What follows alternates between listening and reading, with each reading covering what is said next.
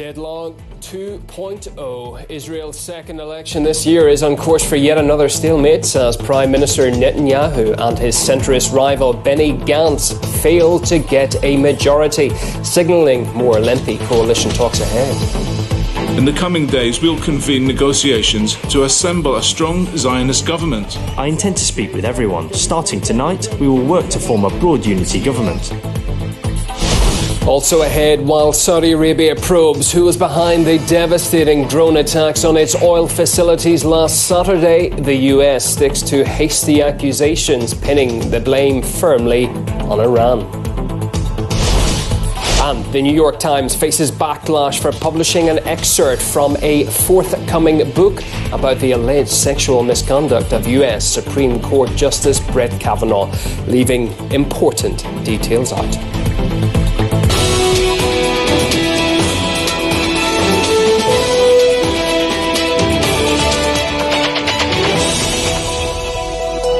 Wherever you're tuning in from right around the globe this hour, welcome to Moscow and to RT International. Ewan O'Neill with you this news hour. With more than 60% of the vote counted, the fate of Israel's Prime Minister hangs in the balance this afternoon. Polls suggest he's neck and neck with his nearest rival after repeat parliamentary elections. Benjamin Netanyahu, even with allies included, currently doesn't have enough seats to secure a majority government. The same goes for his main challenger, Benny Gantz. Earlier, Kevin Owen got the latest from Igor Zhdanov. This vote was largely viewed not as a general election, but as a vote of confidence for Netanyahu. And mind that not for his party, but for him personally. And that is important because the whole reason why these elections happened is because Netanyahu couldn't form a government after the elections in April. So he called for another elections. And during the campaigning, some of his policies, the policies that he personally proposed, they managed to alienate some of his former allies, and B, gave a boost to his rivals.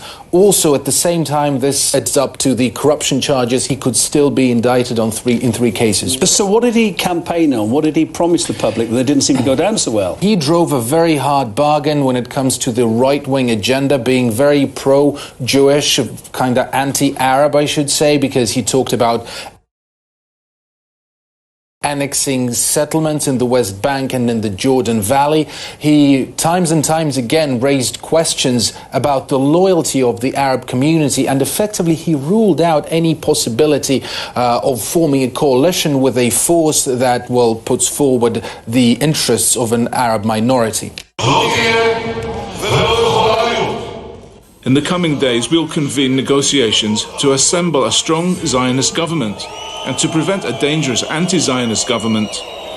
There will not and cannot be a government that leans on Arab anti-Zionist parties. So it's still early days, we're still in exit polls, but how's it looking that the Arab minority voters voted then? It's a very indicative case of how Benjamin Netanyahu's rhetoric blew in his face. More Arabs showed up at the polls, and cause and effect here, more seats for the pro-Arab party. They are, in fact, coming in third in the race right now. Too soon yet still to talk about coalition building, but I bet something's going on behind the scenes. Benny Gantz is the key rival of Benjamin Netanyahu, and he has a sort of a personal problem with the incumbent prime minister, but he has already said that he's ready to form a coalition with any political force, Likud party included.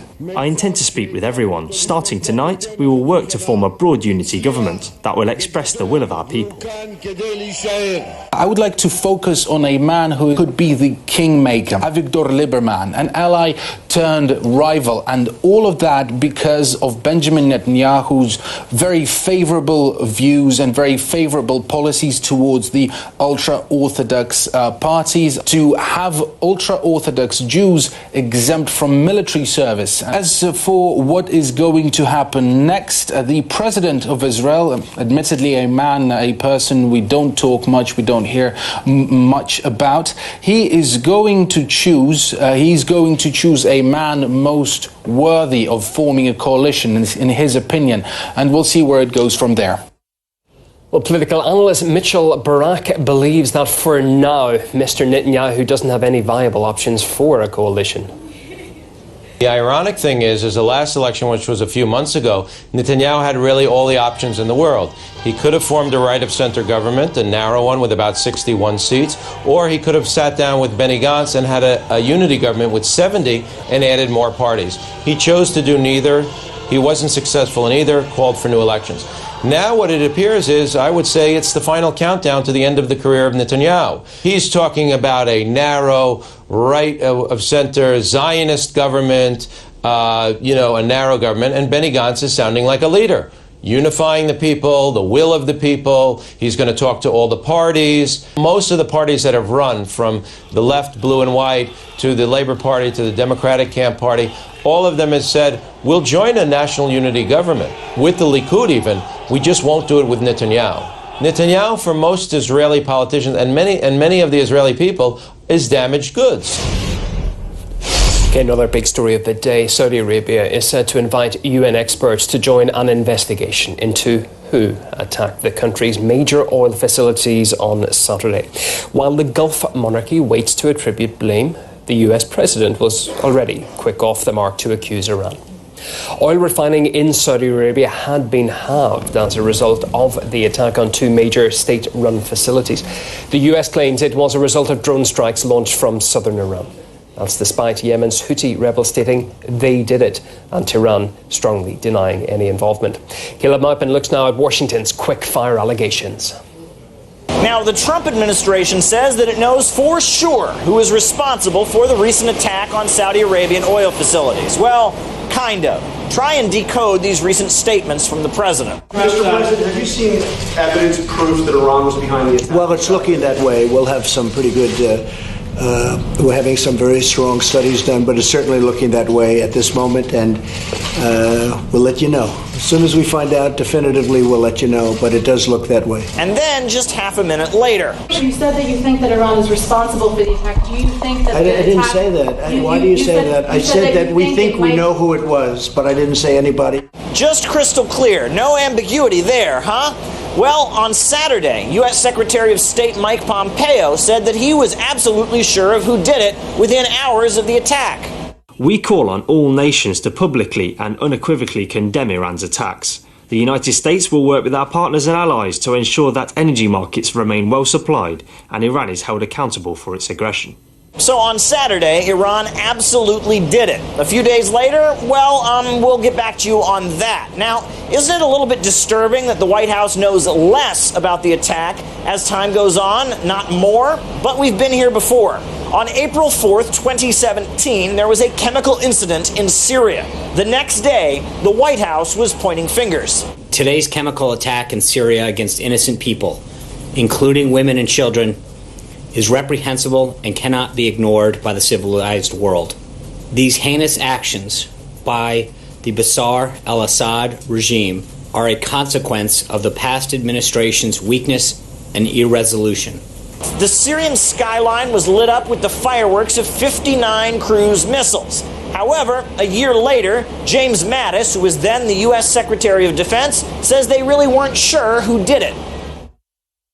We have other reports from the battlefield from people who claim it's been used. We do not have evidence of it. So, they had smoking gun evidence at first, but then they left it in the elevator, or they dropped it in the bus. I mean, these things happen, right? Remember back in February when a humanitarian aid truck was burned on the border with Venezuela? Mike Pence, the U.S. Vice President, spoke up immediately saying who was to blame. The tyrant in Caracas danced as his henchmen murdered civilians and burned food and medicine heading to Venezuelans. Saturday was tragic for the families of those killed and suffering Venezuelans. But it was just one more day in Venezuela's journey from tyranny to freedom. Maduro must go. Then a video emerged telling a completely different story, and it wasn't so cut and dry. Maduro is responsible for creating the conditions of violence. His thugs denied the entry of tons of food and medicine, while thousands of courageous volunteers sought to safeguard and deliver aid to Venezuelan families. Remember Saddam Hussein and his weapons of mass destruction, or should I say lack thereof? Well, they went ahead and bombed Iraq anyway, but they put on a show at the UN in the hopes of convincing the audience first. Iraq declared 8,500 liters of anthrax, but UNSCOM estimates that Saddam Hussein could have produced 25,000 80,000 liters. Whatever happened to the good old days of evidence, investigation, and solid proof? Now the rule seems to be act first, think later, and then justify your actions afterwards with 144 characters of tough talk on Twitter. Caleb Maupin, RT, New York. New Delhi says Pakistan-controlled Kashmir should be considered as part of India. India's foreign minister also expressed hope that one day they would have physical jurisdiction over the region. Pakistan and India have been at loggerheads for more than 70 years over Kashmir since they failed to agree on the borders drawn up during the British partition of India. It used to be one country, under British rule, where communities of differing religions lived side by side for generations. But 70 years ago, independence saw the region split into India and Pakistan in a process that went down in history books as the partition. And so did the man who hurriedly drew the border. The year 1947, the dying days of the British Empire. Weakened by the Second World War, India became a burden. London was also unable to counter the growing independence movement, led by Mahatma Gandhi. To fix it, Britain appointed Lord Louis Mountbatten as the last Viceroy of India. He made it clear it was not his dream job. I am prepared to accept the job only on one condition. India must be granted independence by July 1948, and I will not stay there a day longer. Once he arrived, though, he decided he couldn't wait that long. It needed to be sorted more quickly, in just 5 weeks, to be precise. Enter Lord Cyril Radcliffe, a British lawyer who had never set foot in India. He was tasked with drawing a line between the most cohesive Muslim and Hindu populated areas. Just like Mountbatten, Radcliffe too found India not to his liking.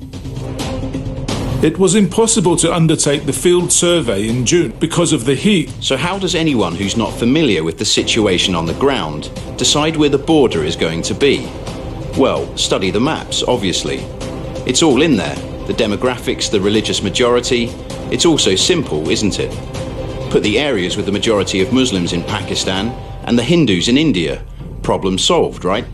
If aspirations of some people had not been fulfilled, the fault must be found in political arrangements, with which I'm not concerned. The Radcliffe line was only revealed to the people the day before independence, and scenes of celebration were replaced with fear and confusion as millions woke up on the wrong side of the border. The partition and the Radcliffe line led to unprecedented violence, resulting in up to 1 million deaths. So how did it all go wrong? Many areas had equal numbers of Muslims and Hindus. Radcliffe also didn't take the Sikhs into account, and he'd never even heard of Kashmir. I was not even aware of Kashmir. I heard about it long after I returned to London. Both Lord Mountbatten and Lord Radcliffe made a swift exit from the heat, leaving millions of people to deal with their quick and toxic solution for generations to come. Okay, some other details about what is happening there. In India-controlled Kashmir, a communication blackout is being enforced, pretty much making it impossible for people on either side of the disputed region to speak to each other. New Delhi says it's needed to curb potential violence and prevent any possibility of separatist rallies. Paul Islier went to Pakistan-controlled Kashmir to find out more. We're in Pakistani Kashmir, not far from the de facto border that divides Pakistan from India. But don't be taken in by the beauty of this Himalayan valley. For more than a month, people living in villages here have really been living in fear, dread and terror. On the 5th of August, India imposed a blackout. It closed the border, and since then, thousands of families here have no idea what's happening to their families on the other side. We're going to visit the Ayub family. Assalamu alaikum. Welcome. Thank you. What is the situation like here? The situation is worse than before. Everyone is worried about the well-being of family members in the Indian-occupied Kashmir. Signals are blocked and all means of communications too. What happens every time you try to phone your cousin? Since last month, we've been unable to get a hold of our relatives in Indian-held Kashmir, but we keep trying. The area is totally disconnected. I've seen for myself this kind of atrocity back in 2010. When I went to Indian-held Kashmir, the situation was intense. We are dying to know their condition. We can sense something isn't right. We have no idea if they have food to eat, if young children are going hungry.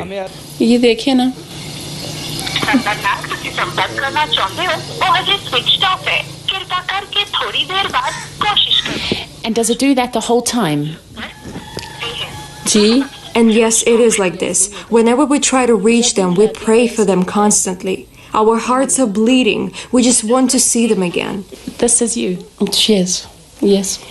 And it's before 5 years. Yes. You look very happy here. You love him very much. Whenever we meet with them, we feel so happy and delighted. We forget every sorrow and hardship we're facing in life. And they say the same thing. Meeting them itself is a big occasion for us. Well, Kashmir is split into 3 parts, administered by India, Pakistan and also China, which has claims to part of the territory. Tension escalated recently after New Delhi stripped India-administered Kashmir, its only Muslim-majority state, of its autonomy in August. Pakistan rejected the move, saying it contradicts international law. Now, on Tuesday, India's leader Narendra Modi announced that the Kashmir region would receive a development boost, including foreign investment. He says the region will be made prosperous, and negotiations are already underway. But India's top court is pushing for normal life in Kashmir to be restored as soon as possible. We spoke to an India-based international affairs expert who thinks certain steps are being made in that regard.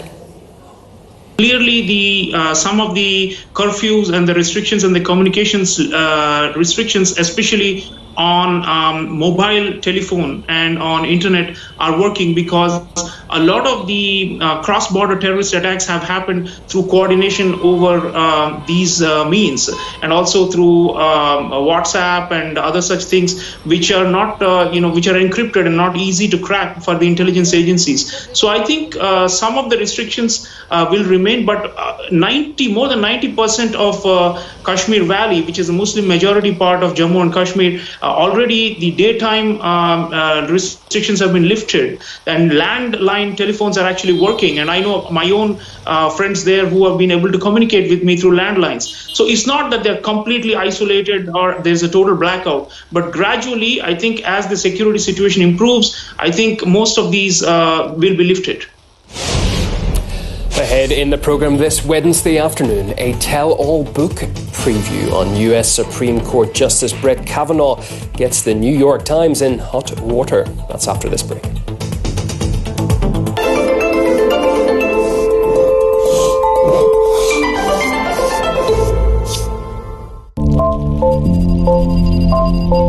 When old truths seem wrong, when old rules just don't hold, and a new world is yet to shape out, disdain becomes the etiquette, and engagement equals betrayal. When so many find themselves worlds apart, we choose to look for common ground.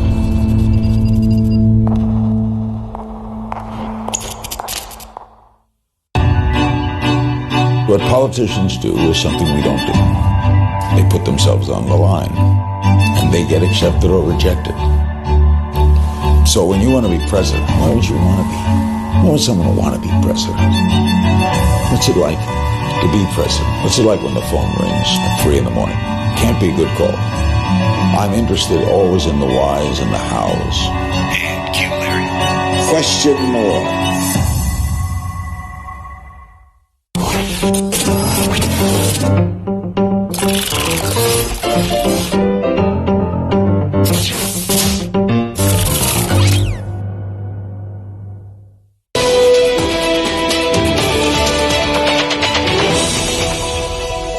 Hello again. A show of support and defiance. Well-known figures from Russia's film and TV industry have voiced their solidarity with a young actor who they say was wrongfully convicted of using force to resist arrest. Pavel Ustinov was detained during a protest rally over mayoral elections in Moscow last month. He is now appealing his 3.5-year sentence.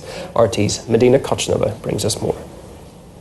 The Moscow court has sentenced a young up-and-coming actor, Pavel Ustinov, to 3.5 years in prison for attacking a member of Russia's National Guard during an unsanctioned rally that took place on August the 3rd. Now, the officer who arrested Pavel testified in court, and he said that he was an active participant in the rally, that he was shouting anti-government slogans, and that during the arrest, he dislocated his shoulder.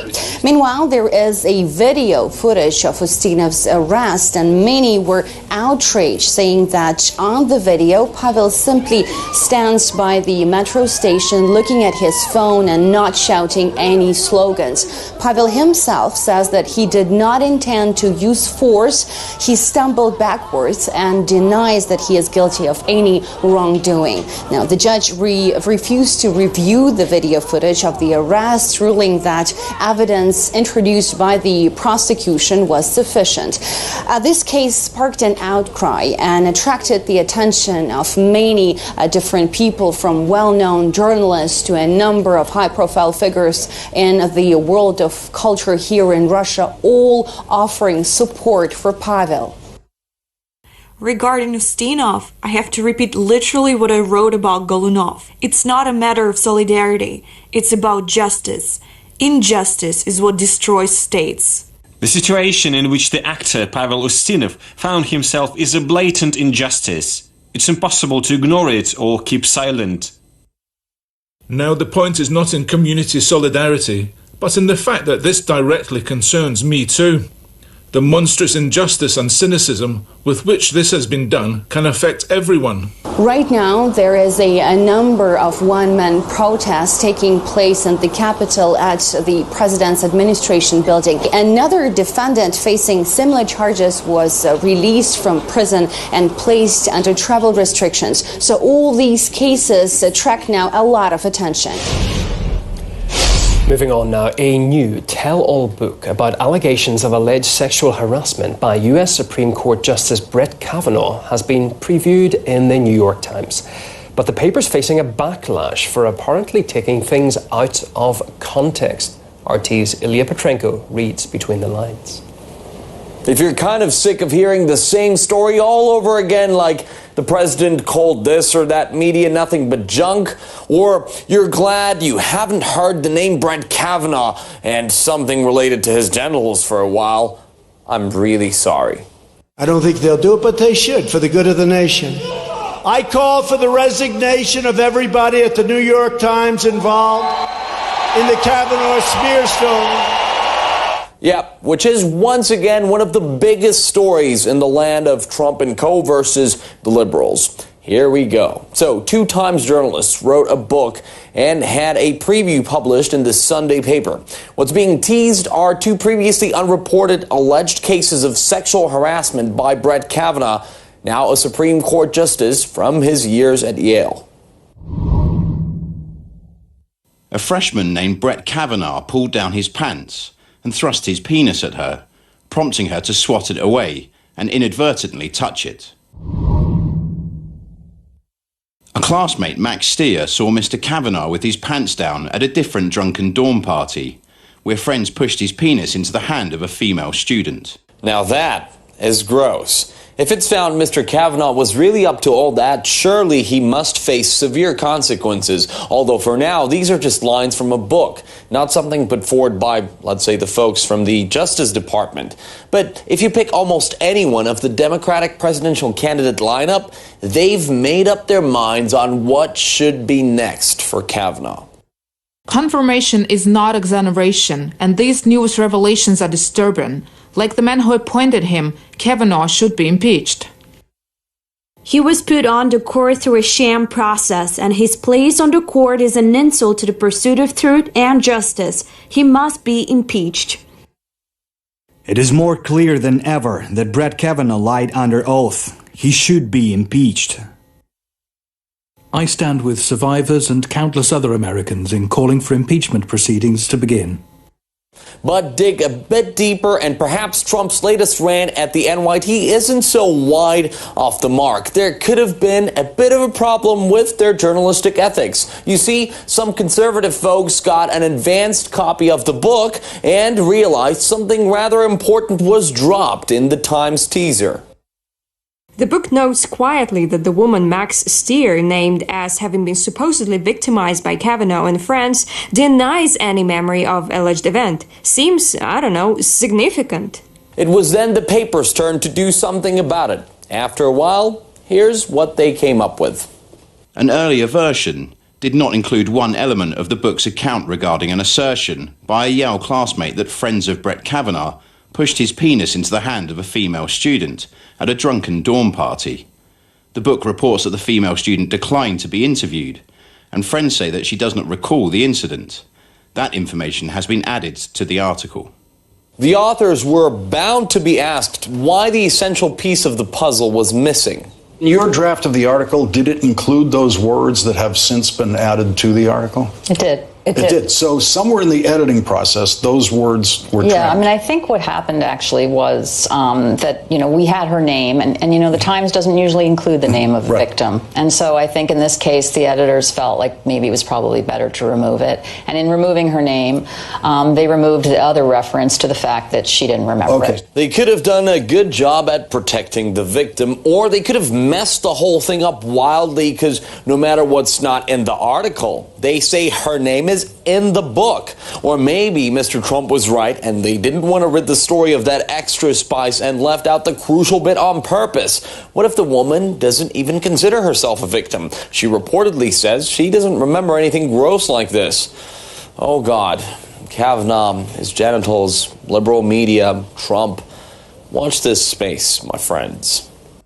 Ilya Petrenko. Well, that is how our midweek news update looks for now this Wednesday. Do hope you can join me for all the latest in about half an hour's time.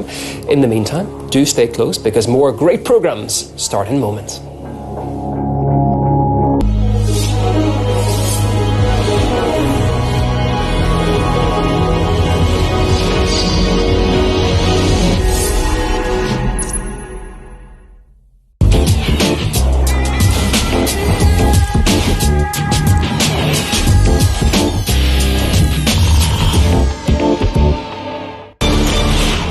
Again, we stand on the brink of war. We should not be surprised official Washington was quick to blame Iran for the attack on Saudi energy assets. Iran has denied involvement, while the Houthi have claimed responsibility. Will Trump take the neocon bait and set the Middle East on fire? They all see themselves as dying swans in their dreams.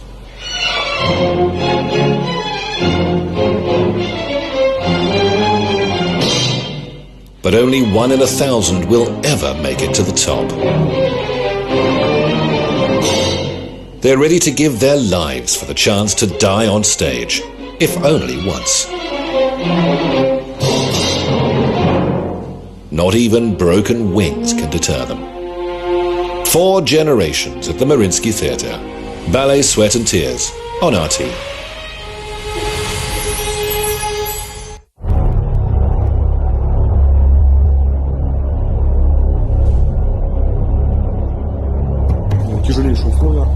Тем более зимой.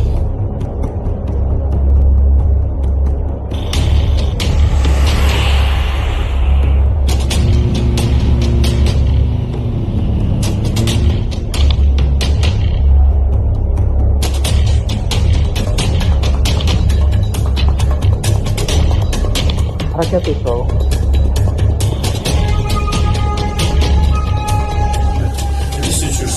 Ну что, он сильный идет?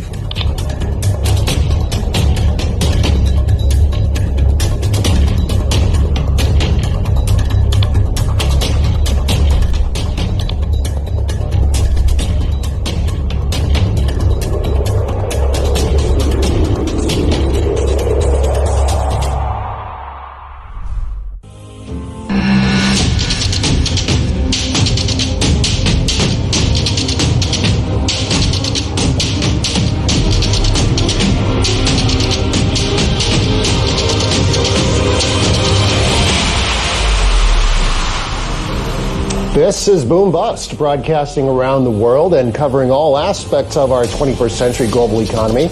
I'm Daniel Brio in Washington. Christy I is on assignment. Here's a look at what we have in store for you today. The Federal Reserve is edging back into the spotlight as the U.S. Central Bank is expected to cut interest rates again, as President Trump has loudly demanded. Peter Schiff of Euro Pacific Capital is with us to give us his take on this monetary moment and what could be in store for precious metals. Plus, there's still things which they can do, artificial things to prop this up for a while, but be worried. We return to Singapore for more perspective on U.S. interest rates from our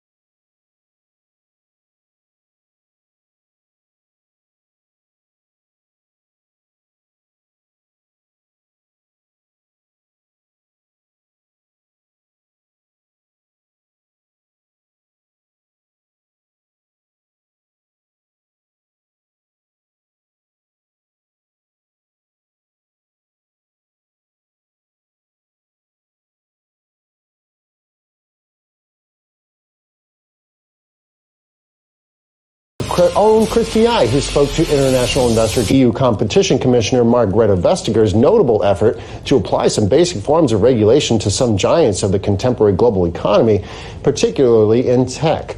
The result of the Apple's appeal could determine the success of Ms. Vestager's initiative and the fate of her power struggle with the Trump administration, which has sided strongly with U.S. tech firms against European policymakers. And there is good news and bad news for two prominent companies contemplating initial public offerings, or IPOs. WeWork has postponed their IPO after investors began to raise serious questions about the shared workspace company's standing for such a move. The company now says they will delay their IPO, which was initially planned for next week, until October at the very earliest, according to reports.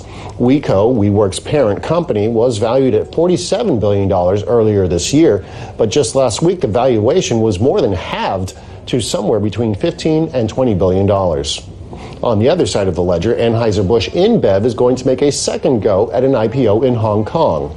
The company's Asian arm, Budweiser Brewing Company APAC Limited, will go public on Wednesday and is looking to raise $6.6 billion in what is expected to rank as the second largest IPO of the year. Shares reportedly will be priced between 27 and 30 Hong Kong dollars in the listing. AB InBev APAC Zone President Jan Kraps had this to say regarding the impending IPO. Yeah, I mean, we cannot deny it's a volatile, challenging position today here in Hong Kong. It's a challenging environment. At the same time, we believe that as an Asia champion, we want to be based in Asia. Right. And when we look at what that means for us, we believe Hong Kong is the best financial center for us in Asia to do the listing. We believe there is a very strong foundation. We believe that there is a very bright future for Hong Kong as a financial center. In July, the beer brewer called off a previous Hong Kong IPO plan, which had ambitions of raising $10 billion. They cited concerns over market conditions. And many in the oil market are taking a second look and exercising some due diligence on the security of their supply in the wake of the drone attack by Houthi militias in Yemen, who say carried out the attack against Saudi oil facilities, taking about 5% of global supply off the market.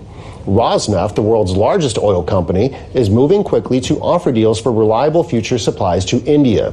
On Tuesday, Rosneft chairman Igor Sechin met with Indian Minister for Oil, Gas and Steel Dharmendra Pradhan in New Delhi for talks on terms of trade in oil. Rosneft confirmed in a statement that Tuesday's talks were occurring in light of the recent attacks and said both sides agreed to accelerate cooperation aimed at strengthening India's energy security and supplying Indian consumers with quality crude and oil products. Rosneft has considerable room under a recent deal with OPEC to increase output levels as well as the technical capacity to do so relatively quickly. India imports roughly 80% of its crude oil supply, while Rosneft holds a 49% stake in the owner of Myanmar, India's second largest oil refinery. And joining us now to discuss interest rates, metals, and all your favorite topics is Peter Schiff of Euro Pacific Capital.